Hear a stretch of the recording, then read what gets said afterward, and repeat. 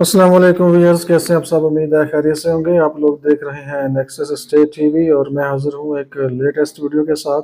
आज की वीडियो में हम डिस्कस करेंगे करंट मार्केट सिचुएशन और कौन से फैक्टर्स हैं जो कि मार्केट को स्टेबल नहीं होने देते। तो थोड़ी सी रोशनी डालेंगे, जो चीज़ें मेरे माइंड में हैं आपसे डिस्कस करेंगे। हो सकता है इसके अलावा और भी बहुत सी चीज़ें हों जो कि आपके माइंड में हूँ, लेकिन जो हमारे माइंड में चीज़ें हैं तो वो इंशाल्लाह हम आपसे ज़रूर डिस्कस करेंगे।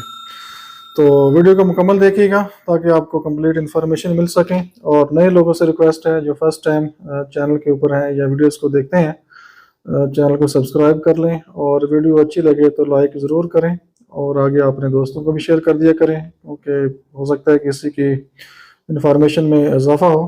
तो इसलिए कोशिश करते हैं कि हम इंफॉर्मेशन लेके आएँ, इंफॉर्मेटिव वीडियो हो और आप लोगों को इससे फ़ायदा हो। तो सबसे पहले अगर हम मार्केट की बात करें तो मार्केट आप लोग जानते हैं बहुत स्लो मार्केट है। और जहाँ तक मुझे अगर मैं देखता हूँ पास्ट में, तो जो मैं तकरीबन 2013 से मार्केट में हूँ और उस टाइम से हूँ जब इनक्लेव में तकरीबन कुछ भी नहीं था, स्टार्टिंग पॉइंट था। ये साथ आप एक पिक मैंने लगाई है, मुझे मिली थी अपने डेटा से, तो ये आप देख सकते हैं। सेक्टर सी, सेक्टर ए का कमर्शियल मार्केट, अर्बन बुलेवार्ड, स्वाय 1-2 प्लाजों के या हॉस्पिटल की बिल्डिंग के आपको पीछे कुछ भी दिखाई नहीं देगा। तो इट्स मीन के जब से हमने मार्केट में काम स्टार्ट किया है तो मुझे फील होता है कि शायद ये फर्स्ट टाइम ऐसा है कि जब मार्केट बहुत ज़्यादा स्लो है और बाइंग सेलिंग बहुत स्लो हो रही है। तो बहुत सी रीजंस हैं, तो आगे जाके मैं रीजंस भी आपसे डिस्कस करता हूँ। तो जस्ट मैं थोड़ा सा आइडिया आपको दे दूँ कि इस टाइम मार्केट काफ़ी स्लो चल रही है। काफ़ी प्लॉट्स ऐसे हैं जो बहुत अच्छी लोकेशंस के ऊपर हैं और ऑफर्स प्रॉपर नहीं आ रही। सेलर्स चीज़ सेल करना चाहते हैं लेकिन बायर अवेलेबल नहीं है। तो एक तो अभी बहुत ज़्यादा मार्केट स्लो हुई है, इसकी भी 2-3 रीजंस हैं, वो मैं आपसे डिस्कस करता हूँ। और बाकी ये जो टाइम है बाइंग टाइम है बेसिकली, जिन लोगों ने इन्वेस्टमेंट करनी है या उनका प्लान बहरी एनक्लेव की तरफ है, तो मैं रिकमेंड करूंगा कि बजाय इसके कि आप वेट करें, क्योंकि अब 6-7 महीने से मैं देख रहा हूं कि तकरीबन जो प्राइसेस हैं वो स्टेबल हैं। इससे नीचे प्राइसेस के आने के मेरा नहीं ख्याल कोई बहुत ज़्यादा चांसेस हैं। बाकी कोई ऐसी चीज़ सम टाइम बहुत ही रिजनेबल आ जाती है तो वो एक अलग बात है। ओवरऑल अगर हम बात करें प्राइसेस की तो बहुत ज़्यादा मार्केट डाउन नहीं है, लेकिन ये ज़रूर है कि मार्केट बहुत स्लो है, बायर भी कम है और सेलर भी कम है। तो डेफिनेटली 1-2 प्लॉट्स हर सेक्टर में नीडी पर्सनस के होते हैं, तो वो कोई ना कोई जो लॉयल इन्वेस्टर हैं बहरी एनक्लेव के साथ, डेफिनेटली उनके पास पेमेंट रेडी होती है, कैश पड़ा होता है, तो वो चीज़ें बाय कर लेते हैं। लेकिन जो ओवरसीज क्लाइंट हैं या लोग इनक्लेव की तरफ आना चाह रहे हैं या जिनका फ्यूचर प्लान है, तो उनके लिए ये बेस्ट बाइंग टाइम है। यही चीज़ें आपको 6 महीने बाद या 1 साल बाद हाई प्राइस पे मिल रही होगी, जो आज आपको 15-20 लाख कम प्राइस पे मिल रही हैं। तो ये टाइम है, आप अपनी अमाउंट को सेव कर सकते हैं अच्छी बाइंग करके, अच्छी प्राइस में चीज़ लेके। तो अब देखते हैं मार्केट कब तक ऐसा बिहेव करती है, लेकिन जो हालात लग रहे हैं कोई फौरी मार्केट रिकवर होने के चांसेस नहीं है। मार्केट इसी तरह चलेगी जब तक कोई क्लैरिटी नहीं आती, कोई क्लियर, कोई साफ शफाफ इलेक्शन नहीं होते, प्रॉपर गवर्नमेंट नहीं आती, मुल्क में स्टेबिलिटी नहीं आती, तो ये चीज़ें ऐसे ही चलेंगी। तो अब रीजंस क्या हैं, कौन कौन से फैक्टर्स हैं या रीजंस हैं जिनकी वजह से मार्केट स्लो है।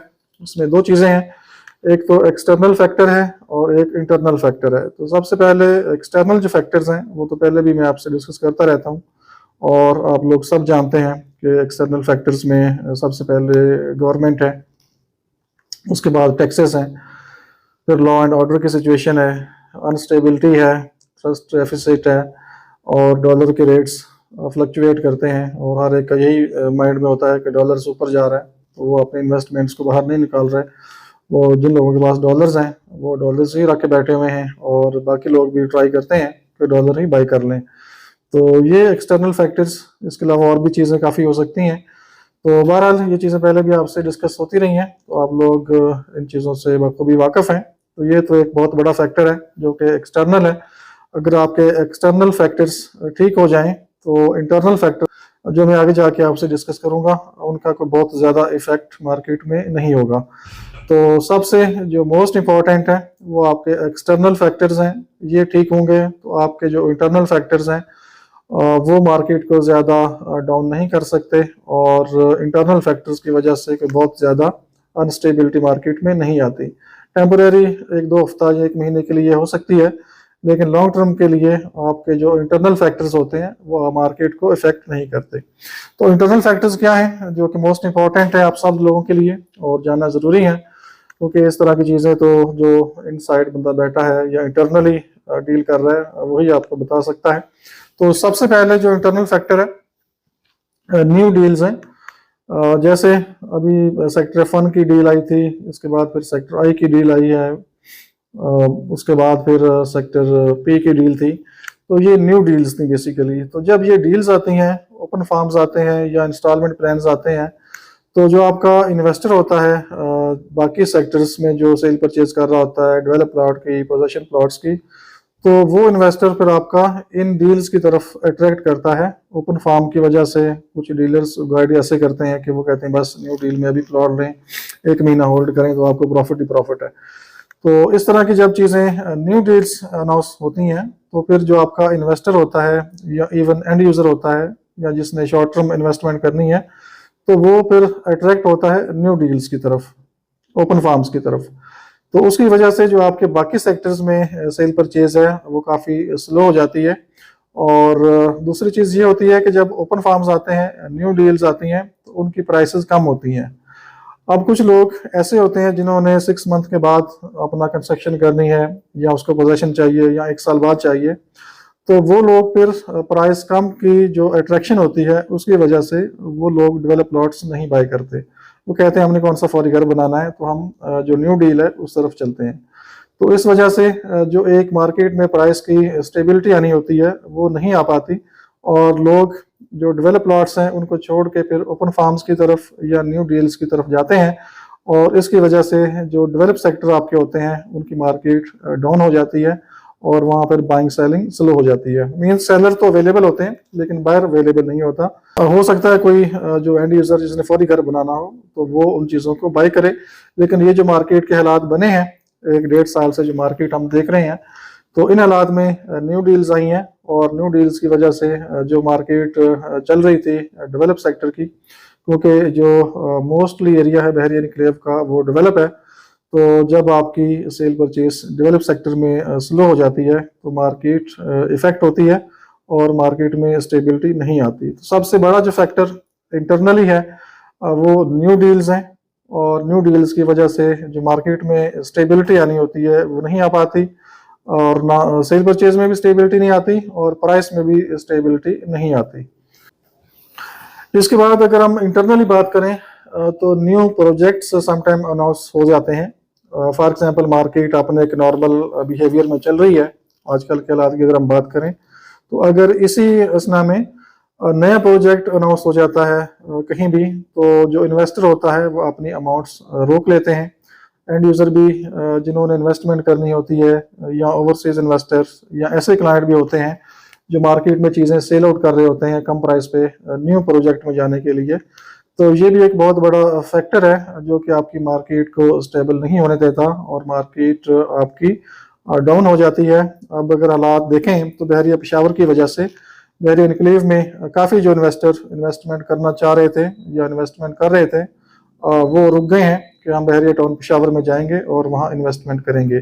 तो ये भी एक फैक्टर है जो कि इंटरनली मार्केट को इफेक्ट करता है, और जो सेल परचेस आपकी एक नॉर्मल फ्लो में चल रही होती है वो नए प्रोजेक्ट की वजह से मार्केट आपकी स्लो हो जाती है। बाकी बहरी पेशावर डेफिनेटली जब आएगा तो अच्छा प्रोजेक्ट होगा, हम भी आपके सामने डिटेल्स शेयर करेंगे। तो फिलहाल उसकी अभी तक कंफर्म कोई चीज़ नहीं है, बजाय इसके कि वो जो सर्टिफिकेट वगैरह लोग बाय सेल कर रहे हैं। तो मेरा तो आपको पता है बहुत सीधा काम होता है, जब तक एग्जैक्ट उसकी चीज़ सामने नहीं आएगी, पेमेंट प्लान सामने नहीं आएगा, मैप सामने नहीं आएगा, लैंड का हम विजिट नहीं करेंगे, एग्जैक्ट चीज़ें जब तक सामने नहीं आती तब तक मैं आपसे डिटेल कोई शेयर नहीं कर सकता। और वैसे भी अगर आप देखें तो कोई ऐसी डिटेल्स अभी तक आई भी नहीं है।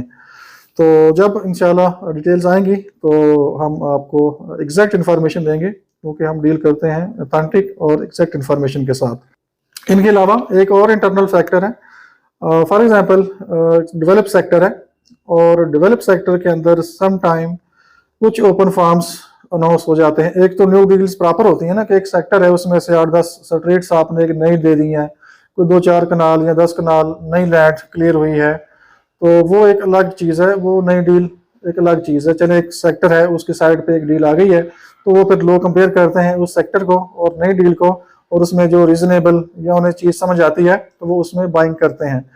एक न्यू फार्म्स आते हैं, अगर डेवलप सेक्टर है, लाइक सेक्टर ए है, C2 है, तो वहां पे अब मार्केट एक सेट है। फॉर एग्जांपल अगर हम बात करें सेक्टर ए की, अज्यूम कर लेते हैं यहाँ पे जो एक एवरेज प्राइस है वो 2 करोड़ है, लेकिन वहीं पे अगर एक ओपन फार्म अनाउंस हो जाए जी, वहाँ पे 1 करोड़ 70 लाख का ओपन फार्म आ गया है और 1 करोड़ 80 लाख या 1 करोड़ 85 लाख का मिल रहा है, तो वो जो आपकी एक सेट मार्केट होगी 2 करोड़ की, वो इफेक्ट होगी। और डेफिनेटली जब 1 करोड़ 80 लाख का आपको प्लॉट मिलेगा, तो जो भी कोई बायर है वो ज़रूर सोचेगा कि मैं 2 करोड़ का प्लॉट क्यों लूँ, मैं तो 1 करोड़ 80 लाख का या 1 करोड़ 85 लाख का प्लॉट है उसको बाय करता हूँ। इस तरह से अगर हम बात करें सेक्टर C2 की, अगर वहाँ पे रेट नॉर्मल 3 करोड़ प्लस का है या 3 करोड़ का है, और वहाँ पे कोई ओपन फार्म आ जाता है 2 करोड़ 70 लाख में या 2 करोड़ 80 लाख में, तो ये चीज़ भी उस पूरे सेक्टर को इफेक्ट करेगी। और लोग सोचेंगे कि ये 2 करोड़ 80 लाख वाले में क्या मसला है, क्योंकि उसी के आगे 3 करोड़ का रेट है, उसके राइट लेफ्ट आगे पीछे सारा 3 करोड़ है, तो ये 2 करोड़ 80 वाला फार्म है, मैं ये क्यों ना बाय करूं। और फिर इसमें आपको जो ट्रांसफर फीस है उसमें भी आपकी सेविंग हो जाती है। तो इस तरह के जब ओपन फार्म्स सेक्टर्स के अंदर रैंडमली आते हैं, तो वो भी जो आपकी मार्केट होती है वो पूरी इफेक्ट होती है, स्पेशली उस सेक्टर की और सेक्टर के साथ साथ उस पूरे डेवलप एरिया की। अब अगर हम कनाल की बात करें, तो सेक्टर C2 में हो सकता है कोई ओपन फार्म रोटेट कर रहा हो, और वो आपको अफेक्ट करेगा सेक्टर C को, C2 को, सेक्टर A को, सेक्टर B को, सेक्टर E को। वो सारे जो आपके 4 डेवलप सेक्टर हैं पास पास, वो सबको इफेक्ट करेगा, और एक इमेज बन जाता है, एक माइंडसेट बन जाता है बायर का कि ये 2 करोड़ 80 लाख का ओपन फार्म मिल रहा है, आप 3 करोड़ का या 3 करोड़ 10 का कैसे सेल कर रहे हैं, तो हमें बेहतर नहीं है कि हम वो 2 करोड़ 80 लाख वाला बाय करें। तो इस तरह की चीज़ें जब आती हैं इंटरनली, तो आपकी मार्केट इफेक्ट होती है और प्राइस में स्टेबिलिटी नहीं आती।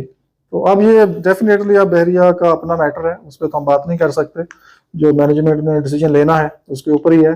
समटाइम प्लॉट कैंसिल हो जाते हैं या कुछ नई लैंड के पीसेस क्लियर होते हैं विद इन द सेक्टर्स। जैसे अब सेक्टर ए है, उसमें अगर आप देखें तो जो लेक रोड है या सेक्टर 23 का एरिया है, उसके साथ साथ कुछ लैंड ऐसी पड़ी हुई है जो कि अभी क्लियर नहीं है। अगर कल को ये लैंड क्लियर होती है और बहरिया यहाँ पे ओपन फार्म्स अनाउंस कर देता है कुछ प्लॉट्स, डेफिनेटली आपका जो 10 मरले का एरिया है, जिसमें सेक्टर ए है, सेक्टर बी है, C2 है, C3 है, C1 है, ये सारे आपके सेक्टर्स इफेक्ट होंगे सिर्फ इस एक पोर्शन की वजह से। तो अब हो सकता है बहरी यहाँ पे जो प्राइस अनाउंस करे वो 1 crore 80 lakh open form announce कर दे या 2 करोड़ का ओपन फार्म अनाउंस कर दे। तो जब ओपन फार्म, क्योंकि लैंड भी अच्छी है, फिलिंग भी नहीं है और प्रॉपर प्राइम लोकेशन के प्लॉट्स हैं सारे, तो जब इस तरह की डील्स आएंगी तो आपके सारे जो प्लॉट्स हैं 2+ वाले, वो सारे 2 या 2 से नीचे आ जाएंगे। और वैसे भी आजकल जो हालात है मार्केट के वो बहुत ख़राब हैं, मीन्स के काफ़ी स्लो मार्केट है, और इस मार्केट में बहुत ज़्यादा ना तो इन्वेस्टर है और ना बाइंग करने वाले एंड यूजर्स हैं। बहुत कम लोग बाइंग कर रहे हैं जिनको पता है फ्यूचर का कि डेफिनेटली एक दिन आएगा मार्केट ऊपर जाएगी, हालात बेहतर होंगे। और बहरिया इनक्लेव की जो सोसाइटी है प्राइम लोकेशन के ऊपर है, आप सब लोग जानते हैं, और जिसने रहना है उसके लिए तो कोई मसला ही नहीं है, जिसने घर बनाना है, जिसने इन्वेस्टमेंट भी करनी है, 1 से 2 साल का प्लान करना है, उसके लिए भी कोई प्रॉब्लम नहीं है। लेकिन जो थोड़े से डाउटफुल लोग होते हैं, हसास लोग होते हैं, सेंसिटिव होते हैं, तो उनके लिए वो थोड़ा सा डिफिकल्ट होता है कि वो डिसीजन टाइमली नहीं ले पाते, और टाइमली डिसीजन वो नहीं ले पाते। और फिर जब मार्केट सेट हो जाती है, हालात बेहतर होते हैं, तो फिर वही जो सेंसिटिव लोग होते हैं फिर वही महंगी चीज़ें बाय कर रहे होते हैं। तो इसलिए बहरिया इनक्लेव की सोसाइटी ने भी कहीं नहीं जाना, इस्लामाबाद ने भी कहीं नहीं जाना, इंशाल्लाह पाकिस्तान ने भी कहीं नहीं जाना, हम भी यहीं हैं, ज़िंदगी के साथ साथ मामलात हैं सारे। जब तक ज़िंदगी है आपने भी यहीं रहना है और यहीं इन्वेस्टमेंट करनी है, हमने भी जब तक ज़िंदगी है यहीं काम करना है। तो कोशिश करते हैं कि आपको सीधी और सही बात करें, और बाकी आपकी अपनी मर्जी होती है, जिसके पास पैसा होता है डेफिनेटली वो भी सोचता है, सीखता है लेकिन एक बात याद रखें, पैसे के साथ पैसा कमाया जाता है और प्रॉपर्टी वह चीज़ है जो कभी आपको नुकसान नहीं देती। इनक्लेव की आप हिस्ट्री देख लें, 2011 से लेकर आज तक कोई ऐसा प्लॉट जिसने आपको नुकसान दिया हो। ये तो आप बात करते हैं लोग जी डॉलर वहां पे चला गया, यहाँ पे चला गया, तो डॉलर की तो गारंटी नहीं थी ना, ये तो एक अनसर्टेनिटी थी, ये तो एक अनसर्टन सी चीज थी। आप 1.5 साल पहले किसको पता था कि डॉलर 300 के पास जाएगा? किसी को तो आइडिया नहीं था। और अगर आप 1.5 साल पहले चले जाएं तो प्रॉपर्टी की प्राइसेस कहाँ पे थी? तो आप इसको ये कंपेयर नहीं कर सकते कि डॉलर कहाँ पे जाएगा। हो सकता है 2 महीने बाद या 3 महीने बाद डॉलर 200 पे आ जाए या 200 से नीचे आ जाए, मतलब किसी के पास गारंटी तो नहीं है। लेकिन जो प्रॉपर्टी है अल्टीमेटली उसने इंक्रीज होना होता है, वो बढ़ती है टाइम के साथ साथ। और रिकमेंड करूंगा कि जिनके पास पैसा है और वो वेट कर रहे हैं, जो हालात बेहतर हों तो फिर हम बाई करेंगे, डेफिनेटली फिर आप बाई करें, नो प्रॉब्लम। लेकिन तब आप महंगी बाई करेंगे, एक्सपेंसिव चीज़ें लेंगे। इस टाइम पे आपको डेवलप सेक्टर्स के अंदर या सेमी डेवलप सेक्टर्स के अंदर बहुत अच्छे प्लॉट्स, बहुत अच्छे ऑप्शंस मिलेंगे, जो कि 1-2 साल आप वेट करें तो आपको अच्छा रिटर्न देंगे इंशाल्लाह। तो बाकी मज़ीद इंफॉर्मेशन के लिए आप कॉन्टैक्ट कर सकते हैं, नंबर आपके सामने आ रहा है। अपना बहुत सा ख्याल रखिए, हमें इजाज़त दीजिए, अल्लाह हाफिज़।